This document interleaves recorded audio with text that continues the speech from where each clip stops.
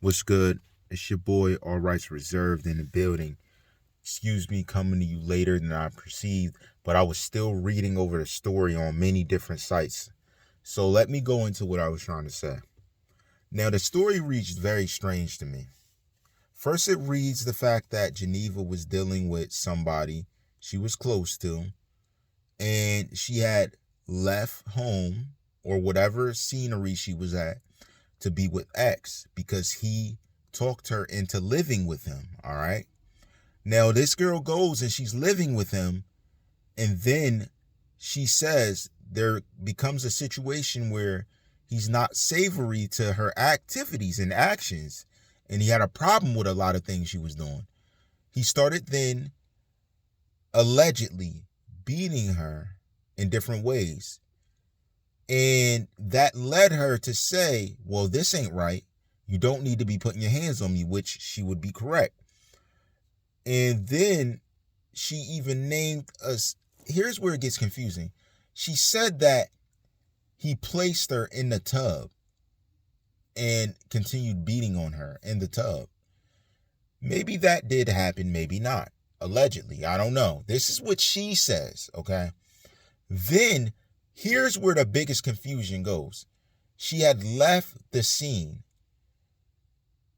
got a ride away from there, that area, then returns. Okay? She returns to live with him again. And the story went into how she allegedly hit up an ex-boyfriend's mother for a ride away the second time after claiming she was going to the kitchen, and she opened the door to block her presence in the kitchen and snuck out the door in the kitchen. And that's how she caught the ride. And that ride, that time, she went to the police station. And that's where she gave her testimony, assuming the fact that he was arrested. So, what made her return to the situation after leaving the first time? And then I'm even more confused because I understand that it is celebrating his leaving from this earth. But what is confusing is that the last interaction with this young man was you. I don't know if it was a lawsuit or indictment of you claiming he did this bad stuff to you. But next thing, I see you smiling next to his mother in front of the place of his deceased nature where his body's at rest. I'm confused. Is there some type of situation going on where that was okay? Where you felt comfortable doing that? And at that time, I'm steady trying to figure out where's Genesis at. If you're hanging out with his mother and you're both smiling, I don't understand that. Did I miss something? Because I called something out earlier about this. And there was many denials. There was a lot of people turning tail on what I was saying. And they really didn't go into detail. Now, see, my hand's been forced into a situation to talk more about this. And as they knew I was going to, as you knew, the reports came. YouTube said, smack them out of here, said, get out of here. Just like that. So now you're really putting me in a position, whereas you're making me address this. I was leaving everything alone, but I started reading the stories that you did not debunk, that was released right after he was deceased. You said nothing. And I'm confused because it gets deeper. And I'm not even on the other topics. This one was the most confusing. So was he an issue for you or was he not? that you would return, that you could not reach out to his mother previous, because you were very much interacting with him. There were no problems for you, I presume, to find way to reach his mother. But then after he's gone, I see you smiling, standing up next to her, hanging out. And then I'm hearing of other alleged situations of blackmail on your part. So I'm kind of confused. Is any of that truth? Are those stories I'm reading true? Careful, because I haven't even went into the craziest part about these stories. Well, this is just scratching the surface, because I never really went into that. You never really had the heart to even speak to me. I spoke to a friend of yours on your behalf. I never spoke to you directly when I was reaching out the entire time. Neither Genesis. Y'all send people to speak for you. You never speak on your behalf, which is the craziest thing when you make these claims behind the scenes to people that I don't really know too well, that carry a narrative as if what I'm saying isn't true. But we both know that isn't true, because there's confusion on what details you're standing on and what details you're letting be. Here's what I learned. A lie uncontested becomes the truth. I've learned that from the YouTube mentoring, and I'm kind of confused because you guys let all the stories rock. You let everything rock, except some of these other people who are making wild claims.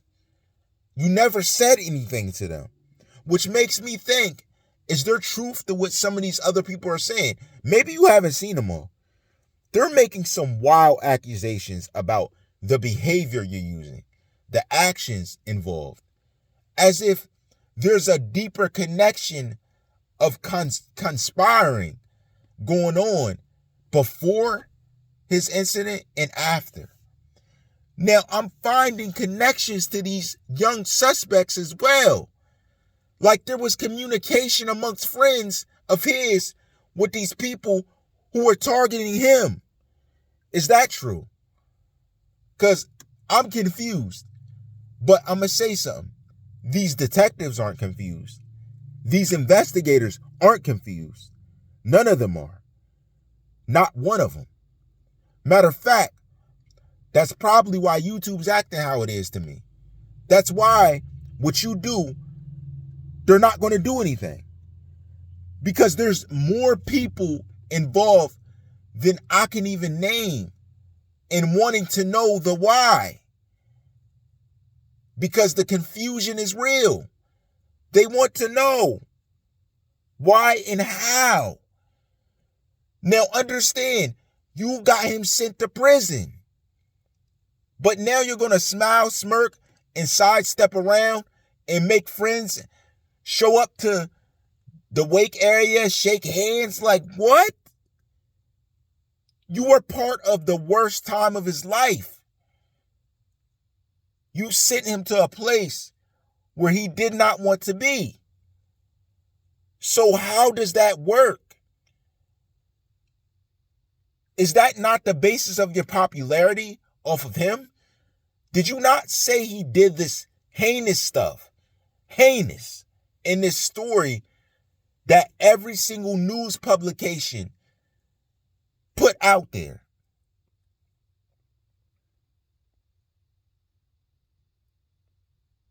Was this the same story you told to investigators? Did you leave any details out? Careful. Be careful. Did you leave any details out? Why else would they be reaching out to me as if you left something out? As if the duty's not done with that. Like the people who were involved, the names given that they have were not the only names that were involved.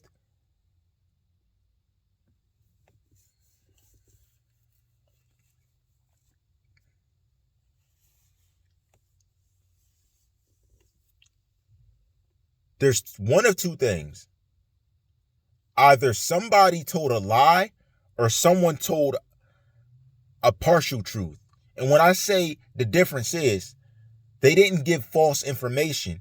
They told some truth and left out the rest. That's the only thing. And I'm looking at the publications.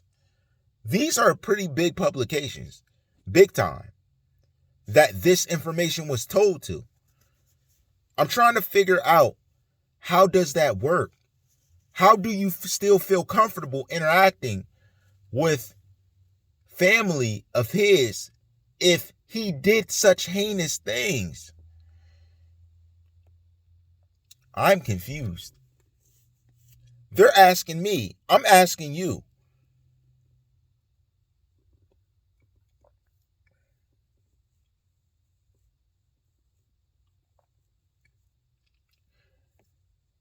And again, I never got an answer. So I'm concerned at the fact you and Genesis never met, never spoke.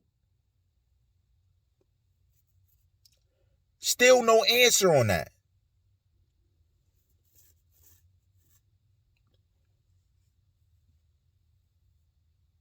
Allegedly, a few detectives would like to know.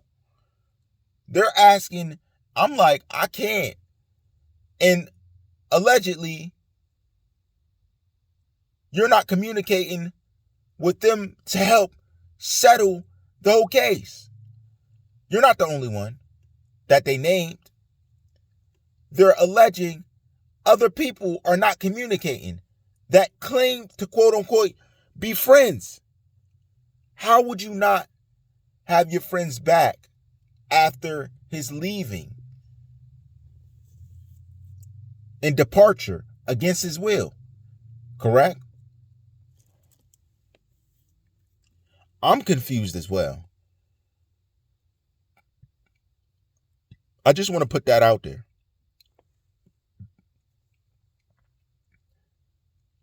Then the people that cooperated are now acting like they never said what they said. Where does that fit at? When there's blatant testimony of you cooperating.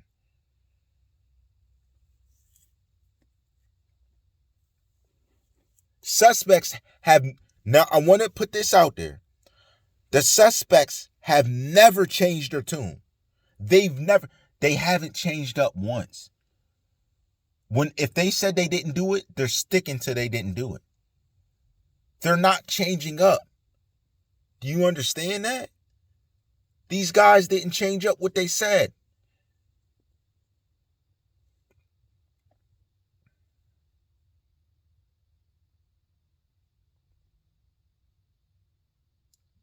Somebody let me know. Anybody with information, let me know to understand. Because I was like, I'm stepping away doing this, and then they're reaching out to me like, no. It's at a, yes, the court case is going forward, but it's at a standstill because certain people will not work with us to get justice for somebody they claimed was their friend. What's the real reason you won't help? What's the real reason you won't interact? Understand this, and this is where people get it misconstrued.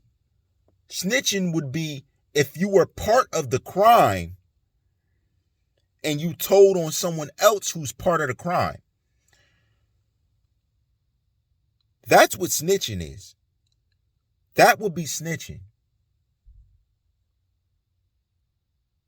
If I was in the crime, I did it, but I'm telling on someone else who did the crime. If you had any knowledge of anybody involved, doesn't it make sense to say, this person may have hurt my friend, the person I loved, the person that I would do many, if not anything for? Doesn't that make more sense to you?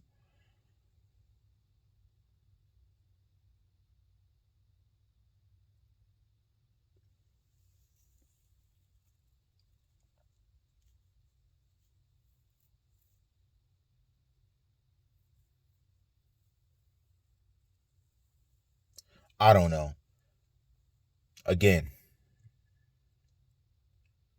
I read your public story. It is an atrocious situation. But I'm trying to understand, if you went through all that, how am I friendly on the backside after he's gone? With the people around him that created him, that knew his personality, if he's that bad in your eyes. Unless, never mind. All rights reserved.